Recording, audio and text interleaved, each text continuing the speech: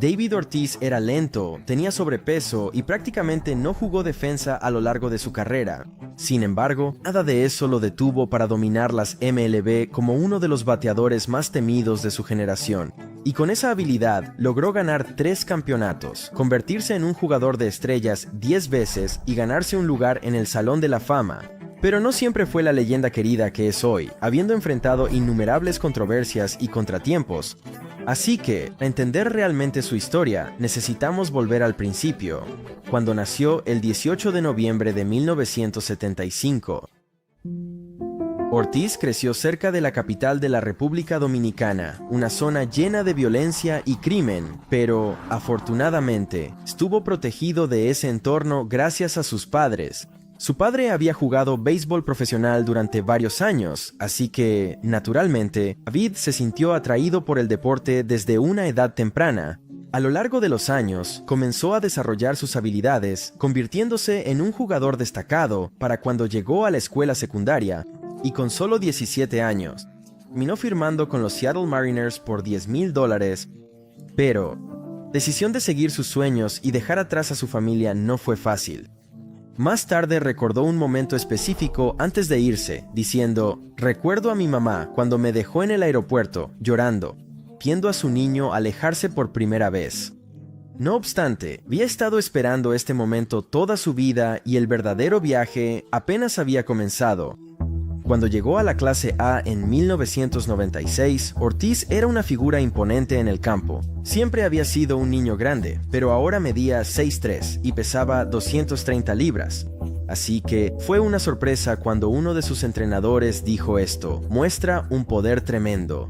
Necesita trabajar en su defensa, pero como jugador ofensivo es uno de los mejores de la liga". La siguiente temporada fue cambiado a los Mellizos de Minnesota y no pasó mucho tiempo antes de que lo llamaran para hacer su debut.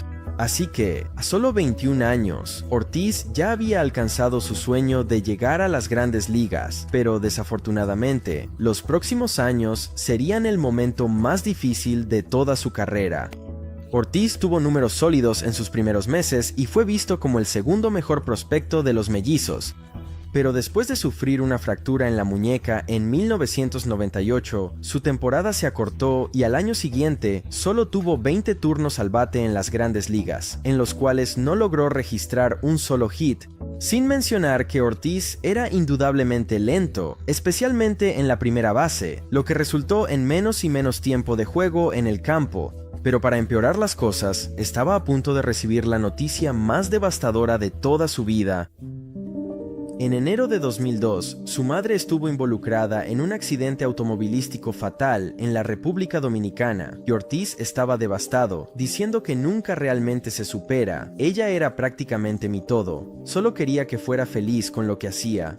Así que, a partir de ese momento, Ortiz hizo todo en honor a su madre, incluyendo señalar al cielo después de cada jonrón. 2002 fue su mejor temporada hasta ahora en casi todas las categorías, pero simplemente no fue suficiente para compensar las constantes lesiones y la falta de defensa. Su carrera en las bases también estaba entre las peores en el béisbol, con solo 4 bases robadas en 7 temporadas. Así que, los 27 años, aún tenía que demostrar su valía como jugador habitual y, en diciembre de ese mismo año, los Mellizos liberaron a Ortiz, y esto es lo que tenía que decir: "Soy un tipo feliz por naturaleza, se necesita mucho para borrar la sonrisa de mi rostro, pero estaba absolutamente devastado. Era como si mi mundo se estuviera acabando. Se acercaba el entrenamiento de primavera y parecía que había terminado. Sin embargo, él aún no había terminado. Solo unas semanas después de ser liberado, Ortiz se encontró con un amigo de mucho tiempo y lanzador de los Red Sox, Pedro Martínez, quien, tras escuchar la noticia, llamó inmediatamente a la oficina principal de los Red Sox para decir esto: "Escucha, estoy en la República Dominicana y me encontré con David Ortiz. Acaba de ser liberado por Minnesota. Necesitamos ficharlo. Este tipo va a ser especial". Y, efectivamente, los Red Sox se arriesgaron, firmándolo con un contrato por valor de $1.25 millones. Esta era dinero que cambiaba la vida, sobre todo cuando el precio promedio de una entrada de MLB era de solo $18.31. En un momento de desesperación, los Red Sox le dieron una oportunidad a David y no perdió tiempo en hacerse un nombre. A pesar de frustración inicial, se volvió el bateador designado de Boston y de repente se destacó como gran bateador con 31 jonrones y un OPS de .961. Como equipo, los Red Sox terminarían su temporada con 95 victorias, asegurando un lugar en la postemporada por primera vez en 4 años. Sin embargo, después de 7 juegos de ida y vuelta, los Red Sox caerían ante los Yankees en la ALCS, una pérdida devastadora que pesaría sobre sus hombros durante años. Afortunadamente para David Ortiz, ya se había probado a sí mismo como un jugador habitual, así que, con un renovado sentido de confianza y el impulso de superar el fracaso de Boston, Ortiz lograría números increíbles en 2004 y, por primera vez en su carrera, fue nombrado All-Star. Los Red Sox terminarían en segundo lugar en la AL Este, detrás de nada menos que los Yankees, así que, como equipo comodín, estaban contra la pared, pero cuando más importaba, Ortiz emergió más dominante que nunca. Enfrentando a Los Ángeles en la ALDS, los Red Sox estaban arriba 2-0 antes del juego 3. Y con el juego empatado en la parte baja de la 10ª entrada, Ortiz conectó un jonrón que ganó el juego, llevando a Boston a la ALCS. Así que, una vez más, se enfrentarían a los Yankees, pero al principio parecía que cualquier esperanza de venganza se había perdido. Boston rápidamente se quedaría atrás en la serie, perdiendo los primeros 3 juegos sin mucha competencia. Y ten en cuenta que ningún equipo en la historia había regresado, después de estar abajo 0-3. Sin embargo, no se rendirían sin luchar, y en el juego 4, Ortiz volvió a brillar con otro jonrón de salida, dando a los Red Sox la confianza que necesitaban desesperadamente. El juego 5 terminaría de manera similar, con Ortiz conectando otro jonrón de salida en la parte baja de la 14ª entrada, y después de llevar la serie hasta 7 juegos, los Red Sox habían hecho lo imposible. Habían derrotado a los Yankees después de estar abajo 0-3 y se dirigían a la Serie Mundial por primera vez desde 1986, pero el trabajo aún no estaba terminado. Sabes, siempre pensé en ir a la Serie Mundial y perder. Siempre sueño con eso, tengo pesadillas al respecto, porque pasas la temporada venciendo a la oposición, luego llegas a la Serie Mundial y después tienes que empacar para irte a casa porque terminas perdiendo. Solía tener pesadillas sobre eso. Ahora, afortunadamente, estas preocupaciones se disiparon rápidamente. Los Red Sox desmantelarían a los Cardinals en una barrida de 4 juegos. Así que, después de estar en el punto más bajo de su vida hace solo 2 años, David Ortiz estaba en la cima del mundo. Su actuación en la postemporada de 2004 todavía se considera una de las mejores de todos los tiempos y, con más confianza que nunca, estaba listo para 2005. De alguna manera, logró mejorar su temporada anterior, obteniendo su segunda selección al All-Star y perdiendo por poco el MVP, pero aún más notablemente, continuó superando a cualquier persona en el béisbol en situaciones decisivas. A lo largo de esa temporada, Ortiz conectó 3 hits decisivos y fue nombrado el mejor bateador en situaciones críticas en la historia de los Boston Red Sox. Por lo tanto, no sorprendió a nadie cuando su contrato fue extendido por 4 años más. Sin embargo, a pesar de tener temporadas históricas en 2005 y 2006, Boston no lograría hacer nada en la postemporada. Eso fue hasta 2007. Para este momento, Ortiz ya tenía 31 años, pero no mostró signos de desaceleración. De hecho, 2007, que siendo su mejor temporada en términos de promedio de bateo, porcentaje de envasado, OPS y hits totales. En cuanto a los Red Sox, el equipo de repente estaba de vuelta en la búsqueda de un campeonato tras ganar 96 juegos. Esto significaba que se enfrentarían a Los Ángeles en la primera ronda, pero este enfrentamiento resultó en una barrida fácil para Boston. De hecho, durante esa serie, Ortiz tuvo un promedio increíble de 714. Así que ahora, el único equipo en su camino hacia otra aparición en la Serie Mundial era Cleveland. Y, después de solo 4 juegos, los Red Sox estaban a solo un juego de ser eliminados. Sin embargo, Boston no se dejó afectar, ya que habían estado en esta situación antes. Y, similar a su regreso en 2004, lograron ganar en 7 juegos. Se dirigían a la Serie Mundial en un enfrentamiento contra los Colorado Rockies. Pero esta serie estaba prácticamente terminada antes de que siquiera comenzara. Los Red Sox barrerían fácilmente a los Rockies, y así Ortiz se convirtió en campeón del mundo por segunda vez en 4 años. Pero las cosas irían en picada tan rápido, ya que en los años siguientes a este logro, Ortiz enfrentaría una gran controversia en medio de un rendimiento en declive. En 2008, sufrió la tercera lesión en la muñeca de su carrera, lo que resultó en su peor temporada en más de 6 años.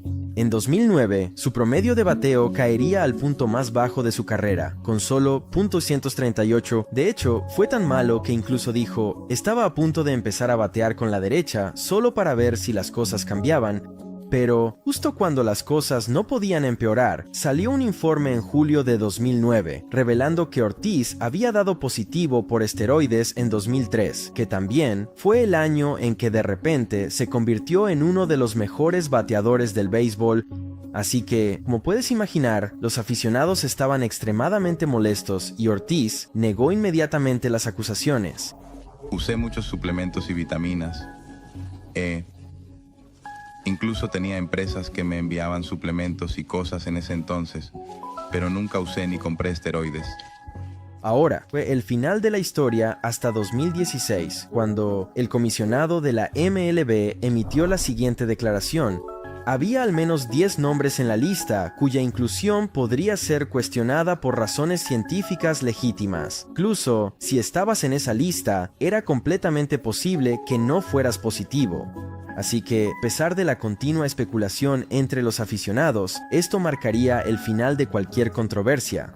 Después de todo, la evidencia ahora estaba destruida, que hacía imposible saber si realmente hizo trampa.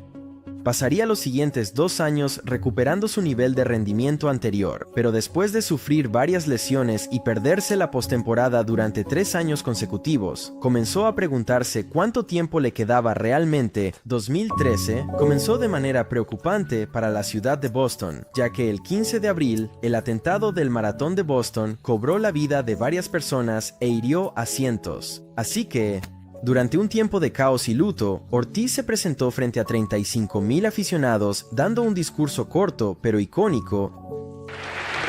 Esta es nuestra ciudad y nadie va a dictar nuestra libertad. Mantente fuerte. Gracias. A lo largo de esa temporada, Ortiz tendría un año increíble, llevando a los Red Sox a un primer lugar en la AL Este. Esto les valdría un enfrentamiento de primera ronda contra los Tampa Bay Rays. Con la ayuda de 2 jonrones de David Ortiz, Boston se encargaría de los Rays en 4 juegos. Sin embargo, siguiente fueron los Tigres quienes, después de ganar el primer juego, tomaron una ventaja de 5-1 en el segundo juego. Pero en la octava entrada, los Red Sox tuvieron una oportunidad. Después de 2 hits y un boleto, Ortiz llegó al plato con las bases llenas, y en el mismo primer lanzamiento conectó un jonrón de Grand Slam. Esto les daría la confianza para ganar la serie 4-2, y por tercera vez en su carrera, Boston había ganado un viaje a la Serie Mundial. Estaban listos para enfrentar a los St. Louis Cardinals, y a los 37 años, Ortiz tendría la mejor serie, toda su vida. Tendría un promedio increíble de 688, en lo que es, sin duda, la mejor actuación en la historia de la Serie Mundial. Y después de 6 juegos, Boston había ganado otra vez la Serie Mundial. Ahora, durante los próximos años, los Red Sox, desafortunadamente, caerían de nuevo en la mediocridad. Y el 18 de noviembre de 2015, Ortiz anunció que se retiraría del béisbol al finalizar la temporada de 2016, pero incluso a los 40 años, como uno de los jugadores menos atléticos del juego, continuó dominando. Sus 38 jonrones en 2016 fueron los más jamás logrados por un jugador en su último año, y su actuación increíble llevaría a los Red Sox hasta la postemporada. Desafortunadamente, después de solo 3 juegos, la temporada de Boston había terminado, y así, la historia de David Ortiz había llegado a un final emocional. Al menos, eso es lo que todos pensaban.